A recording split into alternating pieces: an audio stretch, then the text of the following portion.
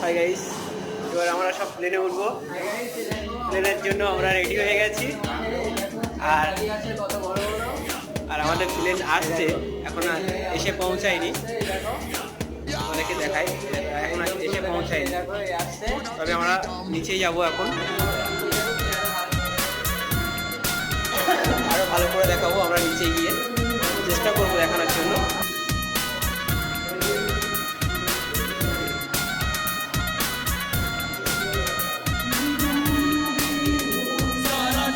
এই আমাদের গ্রুপের ছেলেমেলে সব আসছে, দেখো। হাই করে দাও, হাই। চলো।